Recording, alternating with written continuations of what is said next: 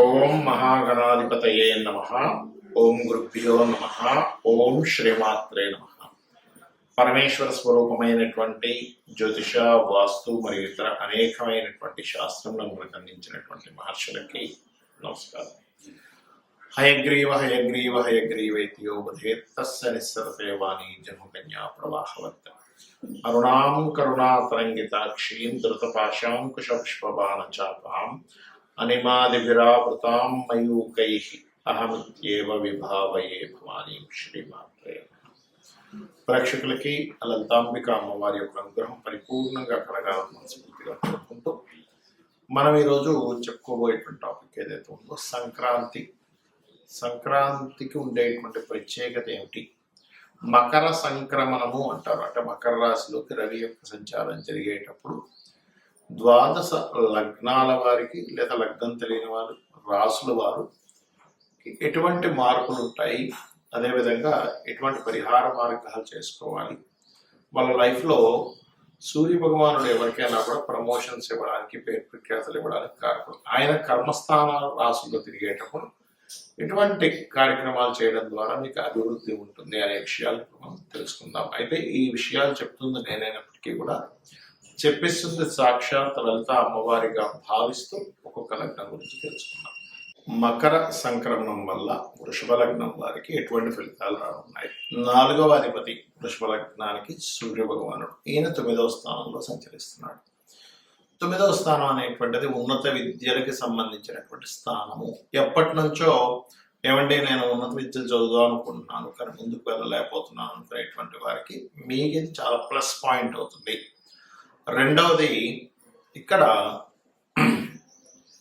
ఈ సూర్య భగవానుడు ఎప్పుడైతే మకరంలో సంచరిస్తున్నాడో కొంతమంది చూడండి దూర ప్రాంతాలకి వెళ్ళి అక్కడ ఏదైనా కోర్సెస్ చేసి అక్కడే ఏదైనా ఉద్యోగం సంపాదించాలని ప్రయత్నం చేస్తుంటే వారికి బాగుంటుంది. ఇంకోటి, గృహ సంబంధించినటువంటి విషయాలు, లోన్స్ కోసం ట్రై చేస్తున్నామండి, లోన్ రావట్లేదు, లేకపోతే ఒక ఇల్లు కట్టుకుందాం అనుకుంటున్నాను రావట్లేదు అని అంటూ ఉంటారు. అటువంటి విషయాలకు చాలా బాగా తోడ్పడుతుంది మీకు మకర సంక్రమణం సంబంధించినటువంటి ఆ నెల రోజుల పాటు. అంటే 14వ తేదీ నుంచి 14వ తేదీ జనవరి నుంచి ఫిబ్రవరి 14 వరకు ఈ యొక్క గ్రహస్థితి ఉంది. మరైతే పితృ సంబంధించినటువంటి ఏవైతే కార్యక్రమాలు ఉంటాయో సంక్రమణ సమయంలో చేసుకోవడం ద్వారా మీకు గతంలో ఏమైనా లిటిగేషన్స్లో ఉండిపోయాయి, లేనట్లయితే కొంతమంది చూడండి జాబ్ లేకుండా ఇంట్లో ఉండిపోతుంటారు, అటువంటి వాటికి బికాజ్ ఆఫ్ 9th హౌస్లో సంచరిస్తున్నాడు. అంటే 10th నెగటివ్ హౌస్లో సూర్య భగవానుడు ఉన్నాడు. అయితే ఇక్కడ ఈ సూర్య భగవానుడు ఉన్నప్పుడు ఏదైతే ఉద్యోగ సంబంధించిన విషయంలో మీరు ఎదగడానికి, కొత్త కోర్సెస్ చేయడానికి ఇది యోగిస్తుంది, అందులో ఎటువంటి సందేహం లేదు. అలాగే సూర్య భగవానుడికి వీలైనంత మటుకు మకర రాశిలో ఉన్నంత కాలం కూడా మీరు ఆదివారాలు ప్రత్యేకంగా పాయసము నైవేద్యంగా పెట్టి స్వామివారికి చూపించినట్లయితే కూడా ఖచ్చితంగా మంచి ఫలితాలు వస్తాయి, అందులో ఎటువంటి సందేహం లేదు, గుర్తుపెట్టుకోండి. అలాగే గోవులకి బెల్లము మరియు గోధుమ రవ్వ తినిపించడము, అది ఏ రోజు తినిపించాలని చాలా మంది అడుగుతూ ఉంటారు. ఈ మకర సంక్రమణం జరిగిన ఈ నెల రోజుల పాటు కూడా ఆదివారము శనివారం తినిపించండి, అన్ని విధాలా బాగుంటుంది. మరియు మెడికల్ రిలేటెడ్ సంబంధంగా ఎంఎస్ చేయడం ఇట్లాంటివి ఉంటాయి. కొంతమంది మెడికల్ రిలేటెడ్ సంబంధంగా పిహెచ్డీస్ చేయడము, హైయర్ లెవెల్లో ఏదైనా చేద్దాం అనుకునేటువంటి గతంలో ఇబ్బంది పడుతున్నటువంటివి కూడా ఈ మకర సంక్రమణం ఖచ్చితంగా మంచి ఫలితాలను ఇచ్చి తీరుతుంది, అందులో ఎటువంటి సందేహం లేదు.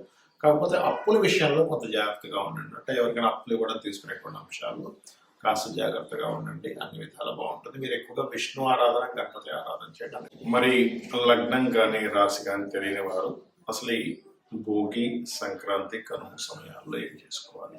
సర్వసాధారణంగా మనకి భోగి పండగ అనేటువంటిది ఎందుకు వస్తుంది, సంక్రాంతి పండుగ అనేటువంటిది ఎందుకు వస్తుంది? దీన్ని పెద్ద పండగ అంటారు. పెద్ద పండుగ కాదండి, ఇది పెద్దల పండుగ. మకర సంక్రమణం మకర రాశిలోకి 14వ తేదీ ఉదయం 9 గంటల ప్రాంతంలో రవి మారుతున్నాడు. కాబట్టి పెద్దలకి బట్టలు పెట్టడం కానివ్వండి, ఇది రైతులకు సంబంధించినటువంటి పండుగ. వాళ్ళకి అదే సమయంలో వాళ్ళకి అన్ని పంటలవి పండడం, అందుకని పశువులు కూడా ఈ యొక్క పండుగని పశువులని చక్కగా వాటికి అలంకరించుకొని ఆ రకంగా చేసుకుంటూ ఉంటారు. అయితే భోగి రోజు మీరు చూడండి భోగి మంటలు వేస్తూ ఉంటారు. భోగి పళ్ళు పోస్తూ ఉంటారు పిల్లలకి. భోగి మంటలు ఎందుకు వేస్తారు? చాలామంది మనం పల్లెటూరులో సైడ్ చూసుకున్నట్లయితే ఇంట్లో ఉండేటువంటి విరిగిపోయిన వాటిని తీసుకుని అందులో వేస్తూ ఉంటారు. మనకి కర్మకారకుడు శని ఎవరైతే ఉన్నారో ఆ కర్మకారక శనికి ఒక కారకత్వం ఉంటుంది. ఓల్డ్ ఐటమ్స్, పాతవి, పనికిరానివి, విరిగిపోయినవి, ఇవన్నీ కూడా శని కారకత్వాలు అన్నమాట. ఎప్పుడైతే సూర్య భగవానుడు మకర రాశిలోకి ఎంటర్ అవుతున్నాడో మీ యొక్క కర్మ ఎంటర్ అవ్వకముందే, అంటే దాదాపు భోగి మనకు 13వ తేదీ వస్తే సంక్రాంతి అనేటువంటిది 14వ తేదీ మకర సంక్రమణం జరుగుతుంది కాబట్టి వస్తుంది. అయితే ఇది 9 గంటలకి సంక్రమణం జరుగుతుంది రవి చూసుకున్నట్లయితే మన మకరంలోకి. కావున భోగి పండుగ రోజు ఇంట్లో ఉండేటువంటి పాత వస్తువులు, ఫర్నిచర్, లేకపోతే ఏదైనా ఇప్పుడు విరిగిపోయిన మంచం ఉంటుంది, విరిగిపోయిన కుర్చీలు ఉంటాయి, అలాంటి ఉన్నటువంటి వాటిని తీసుకెళ్ళి క్లీన్ చేసేసుకోవాలి. భోగి రోజు తీసుకెళ్ళి భోగి మంటలో వేసుకోవాలి. ఎందుకు?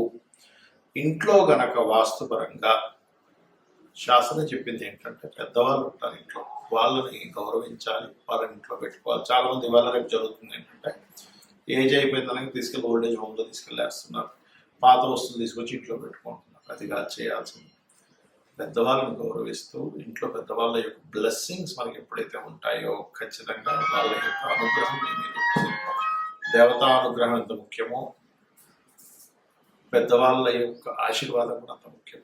అదేవిధంగా ఇంట్లో ఎప్పుడు గనక పాతవి, కొంతమంది చూడండి అటకల మీద ఉంటుంటాయి, పాత పెట్టి ఒకటి ఉందండి, అది బాగా ఇరిగిపోయింది కానీ మాకు జ్ఞాపకార్థం ఉంచుకున్నాం. ఎప్పుడు కూడా ఇంట్లో వస్తువులు విరిగిపోయినవి గనక ఉన్నట్లయితే, వాటిని వాడనట్లయితే దాని ద్వారా మీకు శని ప్రభావం పెరుగుతుంటుంది. గుర్తుపెట్టుకోండి.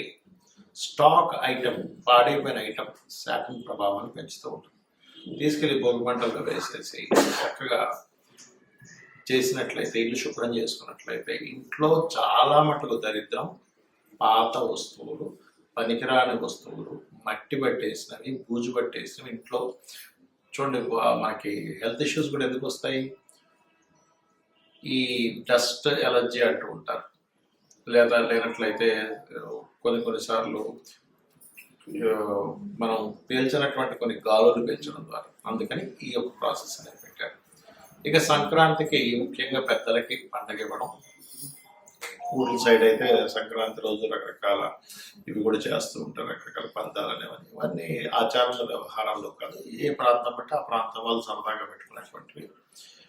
అలాగే మీకు నాకు నక్షత్రము రాశి ఏమీ తెలియదండి, కానీ సంక్రాంతి రోజు నేనేం చేయాలి పెద్దలకి అనుకున్నట్లయితే చక్కగా మీరు తర్పణాలు వదలవచ్చు. ముఖ్యంగా సూర్య భగవానుడు ప్రతి నెల ఒక్కో రాశి మారుతుంటాడు. మకర సంక్రమం అని, కుంభ సంక్రమం అని, మీన సంక్రమం, మేష సంక్రమం. కానీ అన్నిటికంటే ముఖ్యంగా మకర సంక్రమం చాలా గొప్పది. దీని అందుకే పెద్దల పండగ అన్నారు.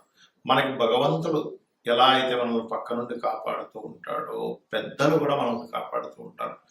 మకర రాశిలోకి ఎంటర్ అవ్వగానంటే 14వ తేదీ మధ్యాహ్న సమయంలో మీరు ఉదయం 9 గంటలకు ఎంటర్ అవుతున్నాడు. 8:56 అట్లా ఎంటర్ అవుతున్నాడు.